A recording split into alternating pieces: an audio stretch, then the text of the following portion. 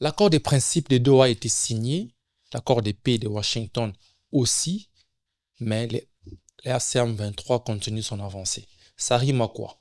On va un peu parler de l'accord de Washington, des discours du chef de l'État, les discours sur l'état de la nation et les réalités sécuritaires de la RDC. Qui doit réellement, comme la question se pose ce matin, attendre le peuple congolais? C'était Goma, Bukavu, aujourd'hui Uvira.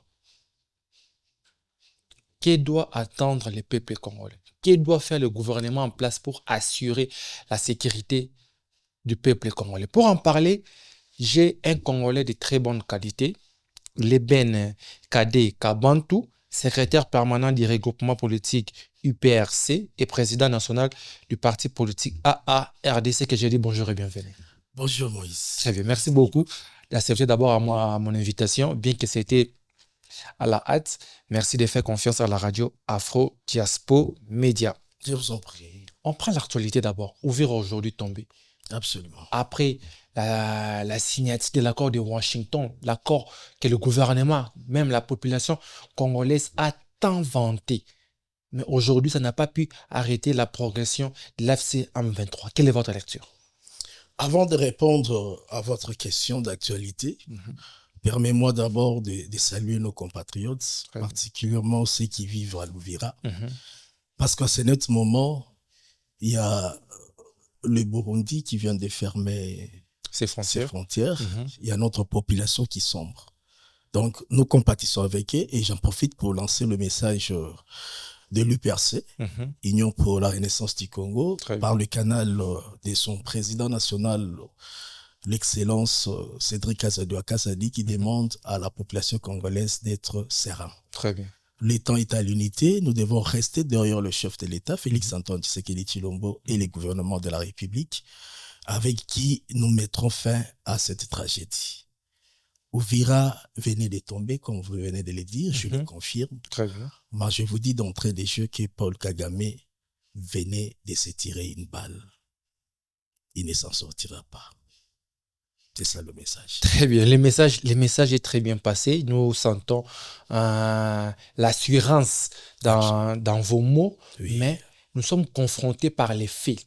Nous pouvons très bien dire que Kagame vient de se tirer une balle. Oui, c'est très bien, mais nous sommes confrontés par les faits. Aujourd'hui, Kagame se dissocie avec l'AFC M23. Aujourd'hui, l'AFC M23 évolue comme parrain de l'Est de la République démocratique du Congo. Il continue pas à pas à gagner les territoires. En dehors des mots, en dehors des paroles, qu'est-ce qui peut rassurer la population congolaise, particulièrement de l'Est? Bon, Paul Kagame venait de marcher sur l'accord. Nous devons d'abord accepter cela. Et puis, c'est quelqu'un qui joue à la mythologie grecque. Il se rétracte pour se dissocier du M23. Très bien. Mais vous avez suivi vous-même toutes les déclarations qui naissent partout en condamnant ces crimes et ces militaires qui ont fait assaut tragiquement en prenant la ville de Vira. La population congolaise devait retenir ceci. Le chef de l'État et le gouvernement de la République a observé l'accord et attendait l'accomplissement comme on s'était convenu en signant ces accords. Mais comme Kagame continue, nous devons maintenant attaquer et utiliser la voie de la force. Quelle voie de la force? L'armée, que nous disons entre guillemets infiltrée, quelle voie de la force que la RDC a maintenant pour contre-attaquer les rebelles? Bon, vous savez, la question qui concerne l'armée, elle est tellement cruciale. Nous sommes sur un plateau. En même temps, la radio, la télé, on va nous suivre partout dans le monde. Il y a certains secrets qu'on ne peut pas mettre à la place publique. Mais je tiens seulement à rassurer à notre population que nous avons l'armée. L'armée, l'M23, qui entre à Uvira sans combat. Oui, sans combat, c'est... je donnerai même l'information que le traite a été détecté. Et à ce net moment, il est quelque part. On profite de la situation pour avoir certaines informations aussi qui est à la base de la chute de Uvira. Mais au moment opportun, vous sentirez comment notre armée va faire des répliques partout pour récupérer l'Est. Très bien. Nous sommes toujours dans cette thématique. Vous êtes du pouvoir, proche du président Félix Tshisekedi, permettez-moi de le dire comme ça. Les temps évoluent. On avait Bukavu.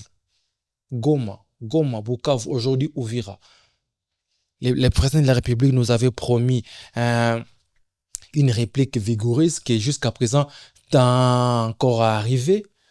L'accord de Washington était l'élément clé du gouvernement pour bloquer cette avancée, pour bloquer l'avancée de l'FC-M23. Aujourd'hui, vous avez dit que Kagame vient de marcher sur cet accord.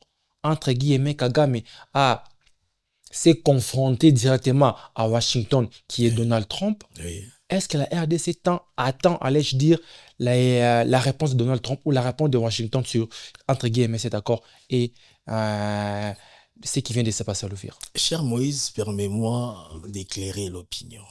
Parce que lorsque les gens regardent la guerre de l'Est, ils voient seulement Kagame, ils voient le patin de M23 et autres. Mais ce n'est pas ça. Ce n'est pas ça la cause profonde. C'est quoi la cause profonde?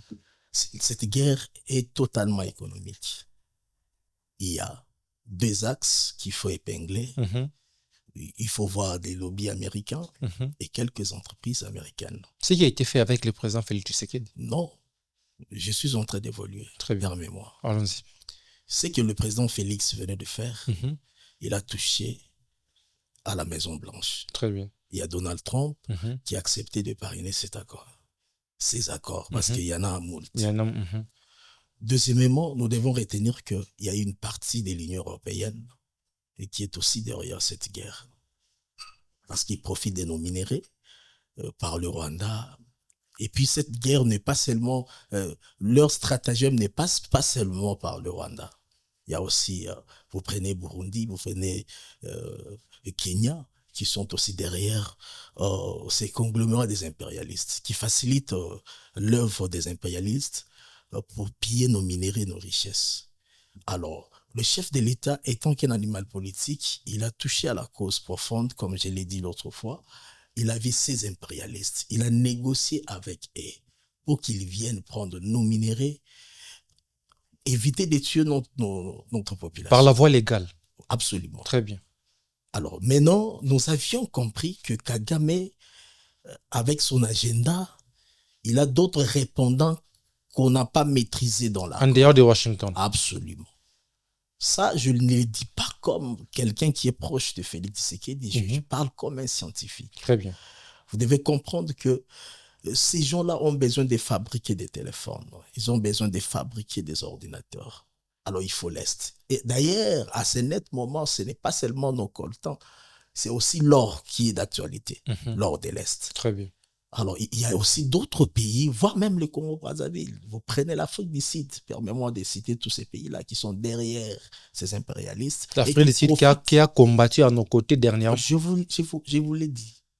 Il y a des chefs d'État qui ont des carabiniers que Félix Tshisekedi a retirés pour donner au gouvernement congolais. Et c'est ça même le problème qu'il a. On est en train de le diaboliser partout parce qu'il a repris plusieurs carrés miniers. Et si je citais même le nombre ici, je vais scandaliser. Donc, vous confirmez que certains chefs d'État africains avaient des carrés miniers ici en République démocratique du Congo.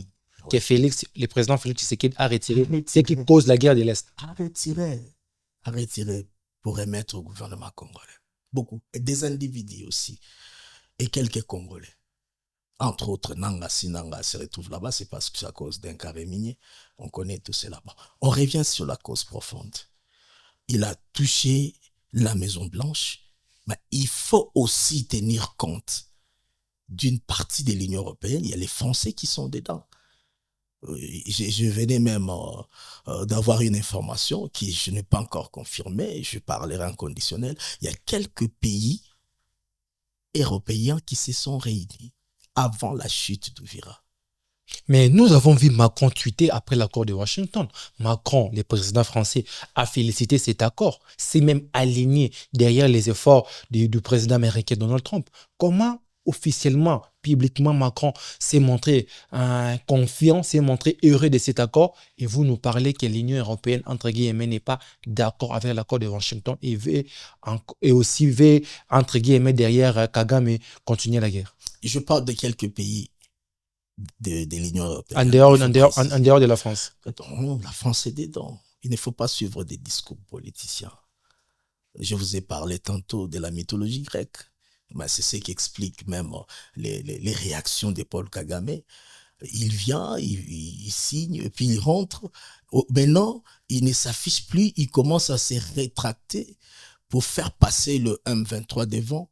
Mais nous avons des informations fiables qu'il y a eu une réunion avec quelques pays. Je peux citer même un. Il y avait aussi le Danemark à l'intérieur. Ça peut vous étonner. Après cette réunion, on a donné l'ordre et Uvira a été trahi. Parce qu'il n'y a pas eu la guerre. Uvira a été trahi. Il y a des replis stratégiques. Ah, absolument. La faute est à la trahison interne. Bon, d'abord, c'est ça le problème du Congo. Pourquoi nous, UPRC, nous refusons le dialogue? Si nous refusons les dialogues, c'est parce que c'est la multitude des dialogues qui sont à la base. Plusieurs dialogues sont à la base aujourd'hui de cette infiltration qu'on ne parvient pas à déceler.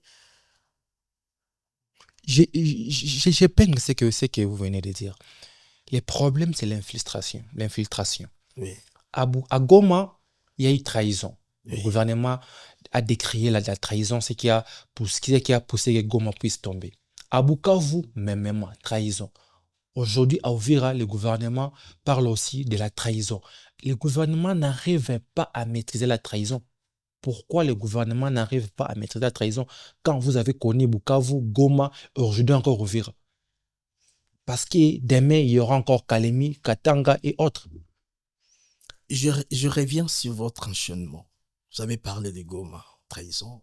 Après Goma, c'était Bukavu. Après Bukavu, vous savez combien on avait donné au général Luboya pour qu'ils aident aussi les M23 à prendre Kisangani. Combien? Il a refusé. C'est que de l'autre côté, on a maîtrisé la trahison.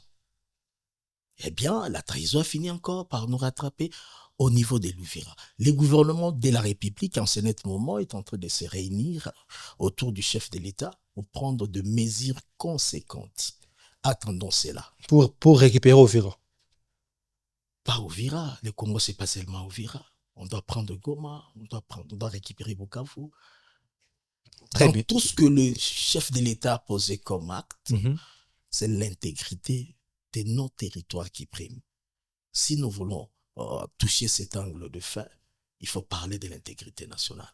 C'est ça l'objectif de Félix-Antoine Tshisekedi Tshilombo. Très bien. Prenons l'accord. Prenons plutôt les discours sur l'état de la nation du président de la République, Félix-Antoine Tshisekedi Tshilombo. Qu'il y ait des promesses, c'est que la population décrit aujourd'hui. Qu'il y ait des promesses, les présidents rassurent, les présidents promettent, qu'il y ait des promesses. Mais sur place, nous ne sentons pas, entre guillemets, je rapporte ce que dit la population sur les réseaux sociaux, nous ne sentons pas l'implication de l'État. Parce que le président, comme je l'ai dit tantôt, nous a rassuré qu'Uvira ne tombera pas. Pourquoi? Parce qu'il y a eu l'accord de Washington, l'accord que nous avons tant loué. Il a encore parlé dernièrement, lors de son discours sur l'état de la nation, que les bonnes choses, entre guillemets, sa parole, que les ténèbres ne régneront plus jamais. Pas tout pour toujours. Et les ténèbres continuent de gagner des places. Les ténèbres continuent de prendre la terre. Les ténèbres étaient à Bukavu, aujourd'hui les ténèbres à Uvira. Demain les ténèbres c'est à où? Qu'en est-il aujourd'hui de la parole du président de la République? Parce qu'il parle très bien, mais sur place, sur terrain, qu'est-ce que la population vit? Quelles ténèbres? Mais il faut que le président parle. Il doit rassurer. C'est un père. Le rôle du père, c'est de rassurer. Des fois, il peut aller même au-delà de sa force sur terrain, mais il doit rassurer. Pourquoi? Parce que la parole donne la confiance. Et la confiance aide les gens à mieux vivre. Et la parole sans acte. Il ne reste pas cette... Non, le chef de l'État a beaucoup promis et puis il a aussi réalisé. Il y a plusieurs réalisations. Sur le plan sécuritaire, aujourd'hui, ça peine à s'éprouver. À part mais sur le plan sécuritaire, on nous avait promis ici, moi et vous, que le 16 mars de l'année en cours, Nanga devait prendre Kinshasa. Ce n'est pas une promesse. Et le 15 mars, Nanga était où? Donc c'est ça la victoire du gouvernement. Non, mais bon, je sais que c'est moi qui et de réponses.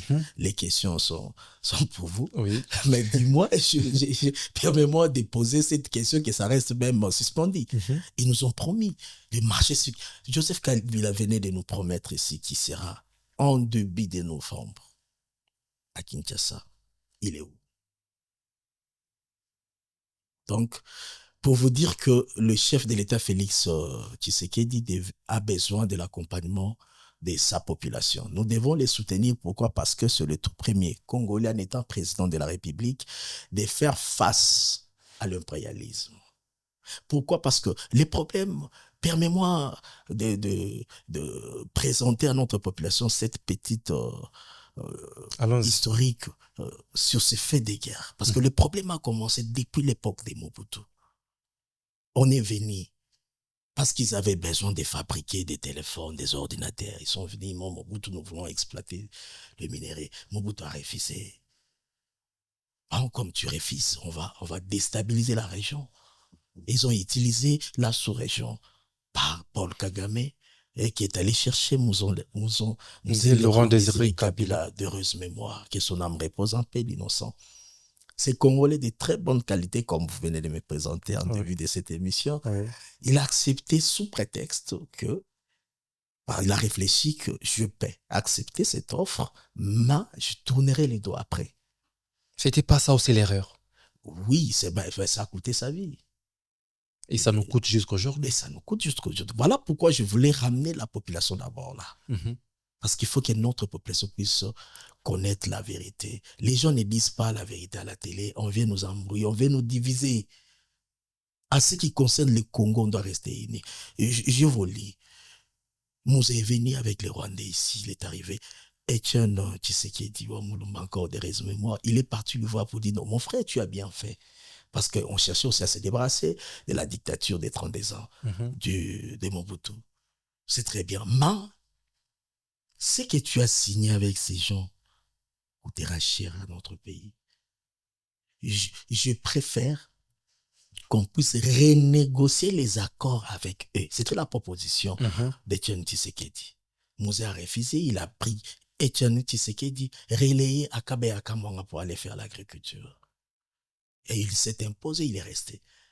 À un moment donné, vu qu'il avait le sang du patriotisme, c'est un nationaliste avéré, il a tourné les dos contre le Rwanda. D'une mauvaise manière. D'une mauvaise manière parce qu'il a manqué la diplomatie. Très bien. Et il a été tué à Beauporton. On nous a imposé Joseph Kabila pendant 18 ans. Pourquoi? Parce que lui, il respectait scrupuleusement les accords, les engagements. Mais malgré son respect aux accords et engagements, il y avait toujours la guerre. Non, là, c'était des théâtres. À l'Est? Oui, c'était des théâtres. C'était des théâtres qui causaient la mort. Oui, même c'est ça. Mais les impérialistes, pour eux, ce qui compte, vous savez, le capitalisme. Le problème du capitalisme, c'est les intérêts. S'il faut tuer, on tue. C'est ça le capitalisme, c'est ça l'impérialisme. Donc, il y avait des théâtres, parce que lui respectait scrupuleusement. C'est vers la fin qu'il est allé vers la Chine.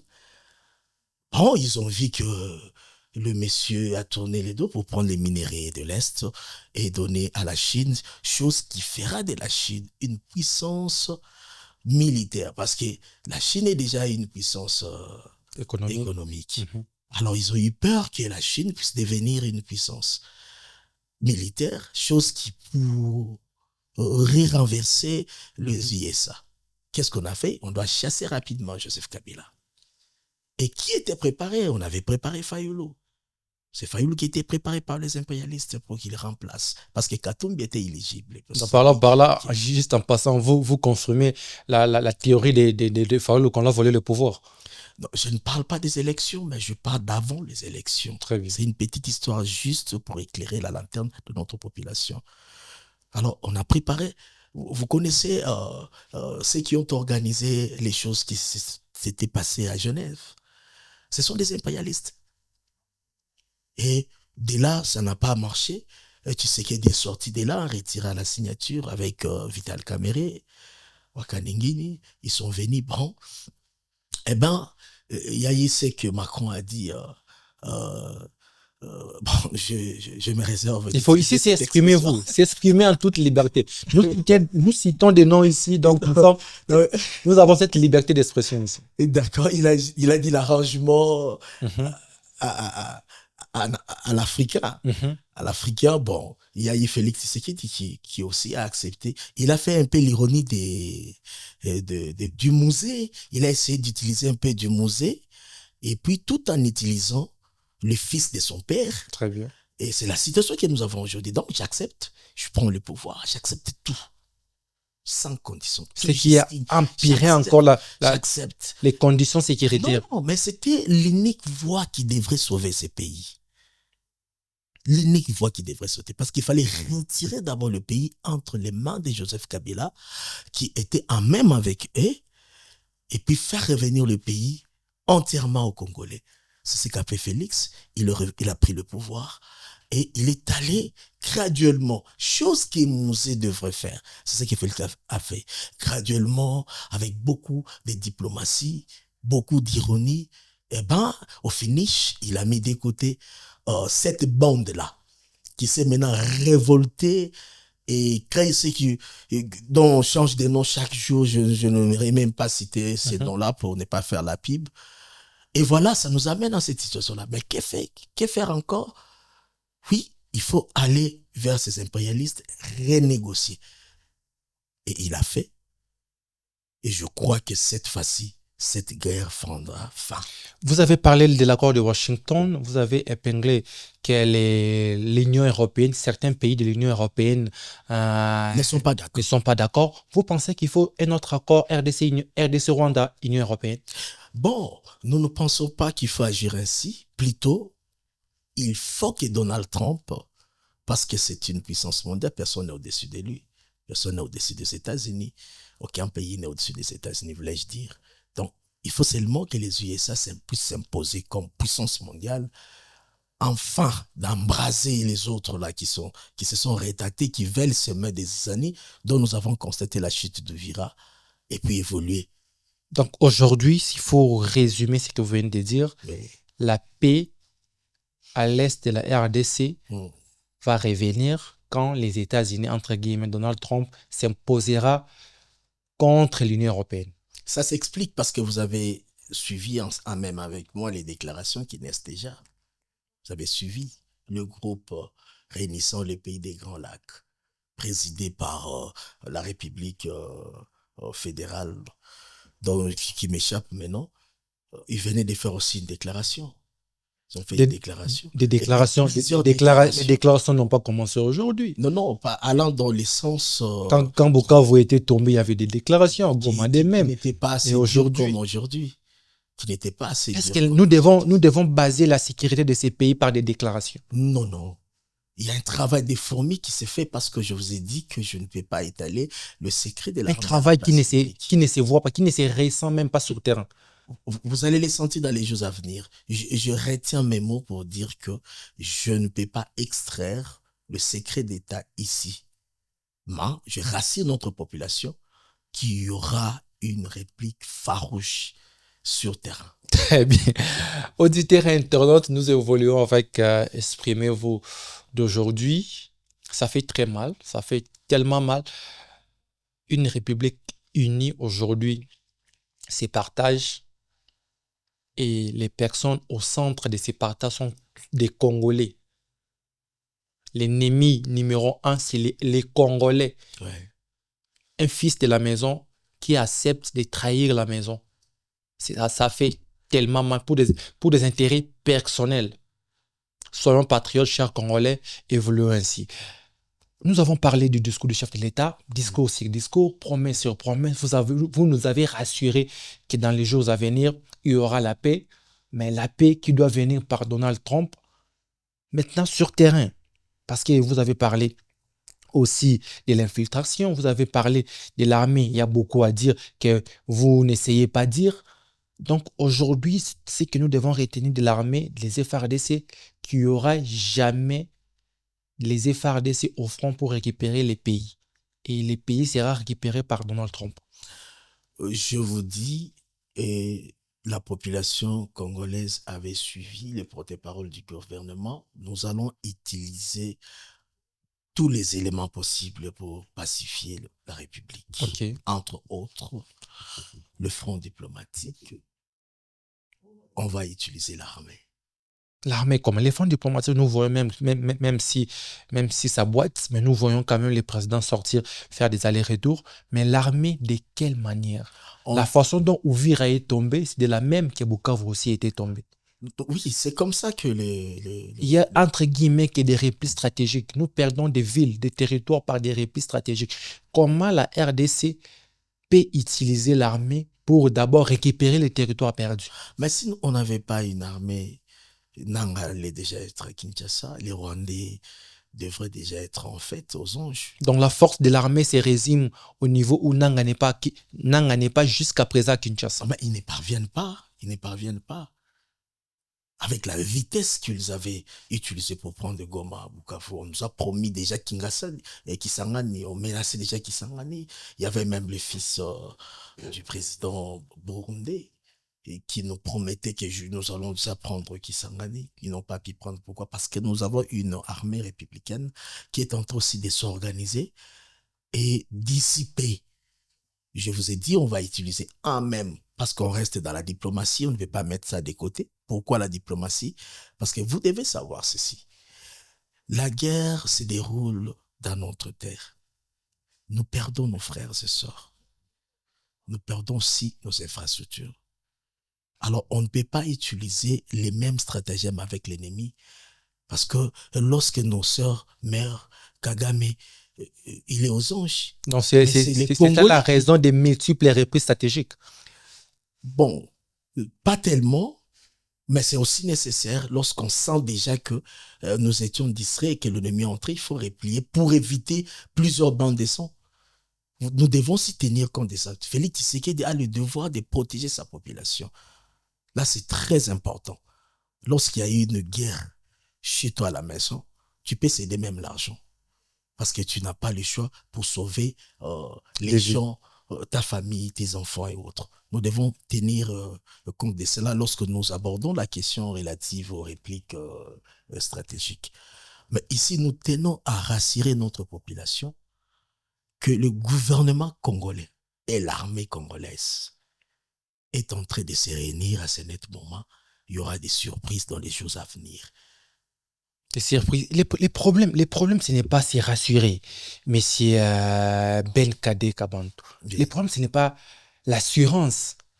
Parce que vous avez parlé de l'histoire. Je parlerai aussi de l'histoire récente ici. Nous voyons comment Goma était parti, comment Bukavu, aujourd'hui Uvira. La population va se rassurer comment quand les actes sur le terrain ne sont pas posés. Quand vous, citoyens congolais, proches du pouvoir, vous nous affirmez ici aux médias, il faut attendre à un miracle, entre guillemets, Donald Trump, voire l'Union européenne pour pouvoir espérer la paix. La population sera rassurée comment? Non, je rectifie vos propos. Je n'ai pas seulement dit qu'il faut attendre Donald Trump et autres. Là, j'étais dans l'angle diplomatique. Parce que nous utilisons les deux angles au même moment. Nous sommes dans la diplomatie. En même temps, on doit utiliser les fonds, l'armée congolaise. Mais vous oubliez que après la chute de Goma, Bukavu, il y a beaucoup de territoires que les Ouazalènes ont récupérés, que vous, de la presse, vous refusez de faire passer l'information.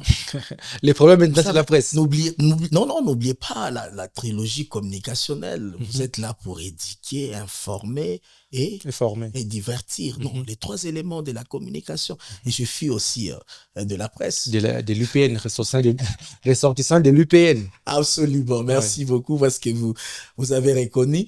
Donc, n'oublions pas, les Ouazalènes ont récupéré beaucoup de territoires avec cette même armée, en appui de l'armée.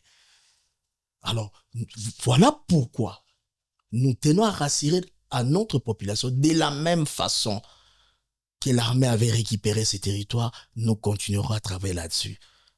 Nous étions dans une phase de cesser le feu.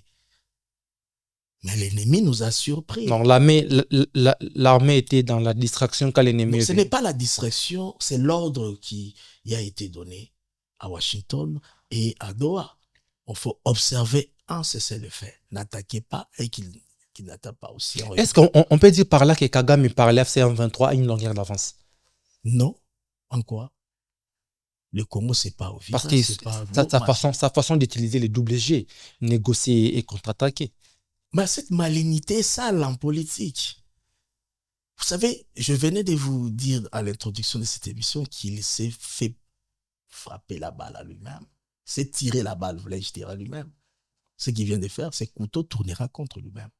C'est une très mauvaise politique que l'on ne peut pas emboîter.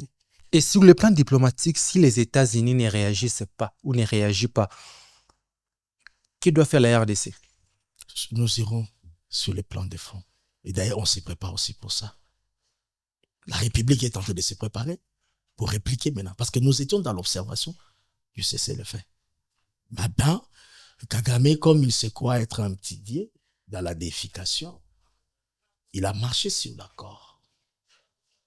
Ils ont détruit le cessez-le-feu. Donc pour le moment, la RDC attend d'abord la réaction de Donald Trump. Si ça ne marche pas, l'armée va intervenir. Nous sommes déjà en train de préparer l'armée pour intervenir. En même temps aussi, nous restons sur le plan diplomatique. Pourquoi? Par rapport à ce que je venais de vous dire, la guerre se passe chez nous. Nous devons faire très attention parce que ce sont nos mères, nos sœurs, nos frères, nos papas qui meurent. Voilà pourquoi nous privilégions la diplomatie que l'axe des fonds. En dépit des vies humaines, nous allons aussi perdre des infrastructures. Mais on n'aura pas le choix par rapport à ce que nous sommes en train de vivre sur terrain. Très bien. Je suis ici, cher Moïse, pour demander à la population congolaise de ne pas se laisser diper par le poison rwandais. Parce qu'à ce net moment, il y a des choses qui se passent sur la toile et surtout sur les nouveaux médias, les réseaux sociaux. La guerre des intox, c'est pas bon. Prenons aussi sur le plan communicationnel parce que la guerre est hybride. Sur le plan communication, vous ne pensez pas que le gouvernement congolais peine à se relancer? Parce qu'aujourd'hui, l'Uvira n'était pas encore tombé, mais ça serait déjà que l'Uvira est tombé. Sur le plan des communications, vous ne pensez pas que les ministres de la communication et les médias, Patrick Mouya, n'est pas à la hauteur, ou la cellule, ou les cellules, toutes les cellules de la communication liées à la sécurité du pays n'est pas à la hauteur? Parce que nous voyons le poison rwandais facilement que la vraie communication du gouvernement congolais. Bon, c'est là où je condamne également la politique communicationnelle de l'actuel ministre, porte-parole du gouvernement, dont vous avez cité les noms, Patrick Muyaya, l'honorable. Il ne devrait pas aussi utiliser la même politique que le Rwanda. Donc vous pensez qu'il utilise la même politique que le Rwanda? Oui. Il utilise là aussi une armée numérique. On sait. Et Uvira a été tombé depuis 11 heures. Et on voyait aussi l'armée numérique. Muyaya est en train de nous dire que Uvira n'est pas tombé. Ça, cette politique, l'UPRC à RDC condamne avec véhémence. On ne doit pas utiliser cette politique-là. Patrick Muyaya, c'est un bon communicant. Et en tout cas, il faut respecter cet homme. Mais il pêche sur l'angle du gestuel. Sa communication n'est pas assez hybride. Dans quel sens? Vous voyez, quand même de communiquer, permets-moi de citer ces grands hommes. Oui. Nous sommes en temps de guerre. Les gestuels comptent quand tu passes un message de la guerre. Mais ici, on observe un Muyaya qui vient... Comme un prêtre catholique. Un prêtre catholique qui va commencer à nous donner des informations relatives à la guerre, qui rassure avec un ton de prêtre. Ça ne va pas. Nous avions décrié cela. On croyait même qu'après le remaniement, ces nouveaux remaniements sur Minouadé, on devrait mettre, pourquoi pas même faire retourner le vieux Lambert Mende Malamba, qui, dans des moments pareils, il va utiliser des paradigmes nouveaux en falsifiant d'autres paradigmes pour bien communiquer, rassurer la population congolaise. Maintenant, on est en temps de guerre, on voit un prêtre là qui vient avec un très bon français. Là, on ne refuse pas. Il commence à vous endormir. Il commence à dire la messe. Voilà. Donc, en tout cas, de ce côté-là, nous demandons au chef de l'État, parce que ça saute aussi qu'il y aura un petit remaniement purement technique en début de l'exercice 2026, qu'on puisse nous changer le ministre de la Communication. Il a beaucoup travaillé, il peut aller en retraite. Là, c'est une demande personnelle, ça n'engage pas ni mon regroupement, ni mon parti politique. Là, c'est Ben Kadé Kabag. Très bien. Oui. Vous avez parlé, d'ailleurs, je l'appelle la légende, l'ancien ministre de la Communication, Emmanuel Lambert Mendo Malanga. Mais sa manière de faire aussi n'était pas biaisée. Au Malanga, nous avons vu lors des marches de l'UDPS, il y a eu 15 morts. Mais au Malanga, c'est mis à la télé pour vous dire, il n'y a eu aucun mort. Et nous, les médias, nous sommes obligés d'écrire sur ce qui est officiel. Bon. Ce n'est pas aussi une manière biaisée de déformer aussi la réalité de la chose. Il ne faut pas oublier que parmi les notions de la politique que nous a légué Nicolas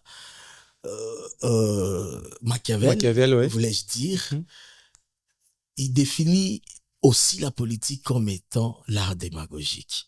Très bien. Ah, n'oublie pas ça. Donc, il faut mentir. Donc, ça fait partie de la politique. En politique, c'est vrai. C'est l'une des notions, c'est l'une des définitions de la politique. Il y en a plusieurs. Mais parmi les définitions que Machiavel nous a léguées, il nous a aussi défini la politique comme l'art démagogique. Et lorsque Mende arrive, il observe d'abord l'auditoire. Il observe, il fait l'étude systémique de la population, l'attention. En ce net moment, s'il faut même faire la démagogie pour rassurer la population, Mende le faisait. Un vrai technicien. Mais un vrai technicien de la chose. Donc, il était en même temps un bon communicant, un bon politicien. Maintenant, ici, on n'a qu'un communicant qui a fait de très bonnes écoles, mais qui était aussi au petit séminaire. Donc, c'est ça le problème. Merci beaucoup. Merci auditeurs. Nous tendons déjà vers la fin de cette émission. Prenons les cas, allais-je dire, des partis politiques. Oui. Aujourd'hui, les partis politiques et certains membres du gouvernement, nous sommes à ce stade où l'éveil patriotique doit primer. Absolument. Chaque Congolais, de partout dans le monde, même pas seulement ici au pays, doit porter le patriotisme et avancer avec. Et nous avons un ministère de la jeunesse et éveil patriotique. La jeunesse ayant une grande partie de la population de ces pays, nous devons sentir une jeunesse révoltée face à l'ennemi. Comment je vous les arceaux de la ministre de la jeunesse, on prend un peu son département de l'éveil patriotique. Bon, dans cette période de la crise. Quand je parlerai, on dira que je suis... Non, ici c'est exprimez-vous. Laissez-les parler, vous exprimez. Vous amenez cette dame pasteur de son état et pour l'amener dans ma gibecière, mais elle ne sortira pas comme ça.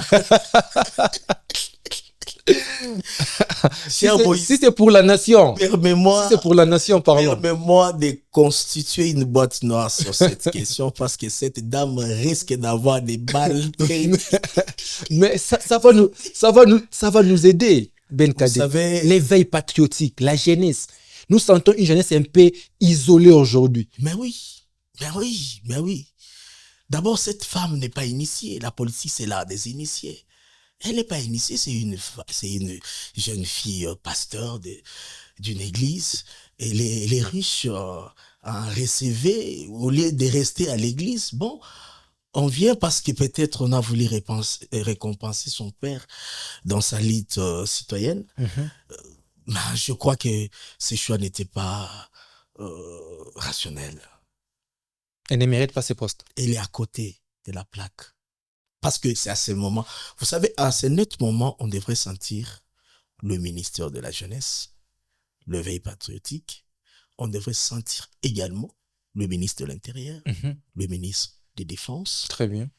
Entrer en danse avec le ministre de la Communication. Très bien. Mais on ne les sent pas assez. Voilà pourquoi vous m'avez vu dire que nous espérons qu'en début de cette année, qu'il y ait un remaniement technique. Pourquoi j'ai utilisé l'expression technique?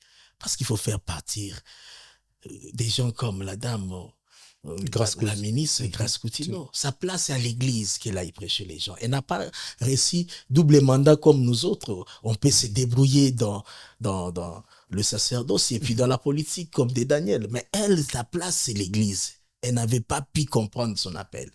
Donc, et pourquoi vous avez cité Jacquemain Chaban?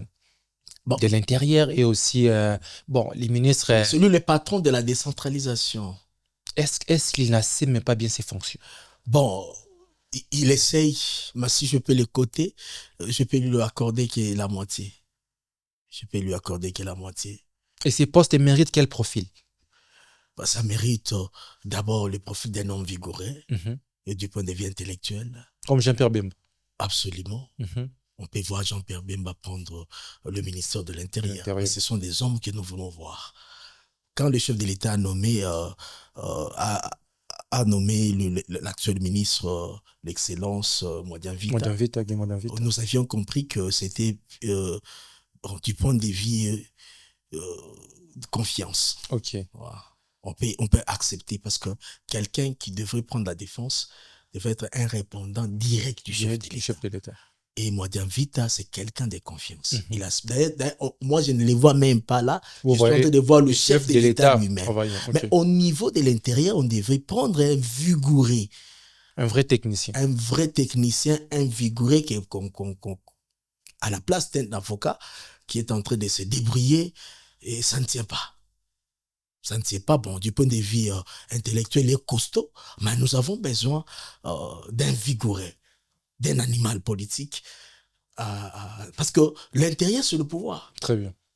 C'est la fonction du pouvoir. Donc, il faut prendre quelqu'un qui aspire le pouvoir et le placer à cet endroit. Très bien. Merci beaucoup, auditeurs. Nous sommes à la fin de cette émission. Un dernier mot, nous sommes au temps des crises. Un mot, un message à lancer à la population qui sont à l'est du pays, particulièrement au Vira, à la jeunesse congolaise, surtout quinoise, qui est aujourd'hui submergée par la distraction. Aujourd'hui, nous voyons sur les réseaux sociaux, il y a Kofi, Pito, Fali et Ferré qui sont mis en avant. La situation sécuritaire n'est pas beaucoup plus prise en compte par la jeunesse congolaise, particulièrement quinoise. Vous, étant que leader d'opinion, chef d'un parti politique et aussi membre dirigeant d'un regroupement politique et aussi un citoyen congolais patriote, un message à lancer à toute cette jeunesse pour les conscientiser dans cette période de crise. Je voulais adresser ce message à la population congolaise, particulièrement à la jeunesse, vous qui vont nous suivre partout où vous êtes. Nous devons rester unis. À ce net moment où notre pays est en train de traverser une situation très compliquée, très difficile. L'heure n'est pas à la division, mais nous devons nous unir autour du chef de l'État, Félix, l'unique Congolais qui a accepté de faire face aux impérialistes pour leur demander de venir prendre nos minerais sans tuer nos frères et sœurs. Alors, accordons la chance à ces Congolais de très bonne qualité.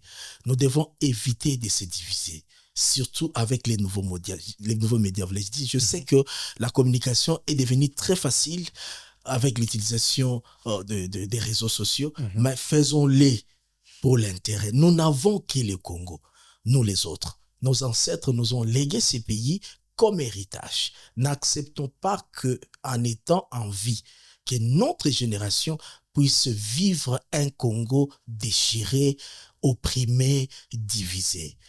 Chers jeunes, faisons tout. Mettons-nous ensemble pour que pendant notre existence sur la terre, qu'on ne puisse pas voir un Congo balkanisé. Et c'est ça le message fort que je tenais à lancer à la population congolaise, tout en rappelant notre vision du renouvellement de la classe politique dont nous réclamons, c'est dans notre regroupement politique UPRC et qui dirige demain l'excellence Cédric Kazadi Wakaza. Très bien, merci beaucoup à vous aussi, auditeurs et internautes. Le Congo est grand et attendez-nous de la grandeur, ayant cette grandeur patriotique pour gérer ces pays. On se retrouve le jeudi prochain pour une prochaine émission. Cette émission est à votre disposition, vous qui nous suivez sur YouTube. Merci de partager les liens. Vous qui nous avez suivis de partout dans le monde, celle-ci, Moïse Magnon en présentation, ici à la République démocratique du Congo. On se retrouve le jeudi prochain. Au revoir. Moi, Dorcas de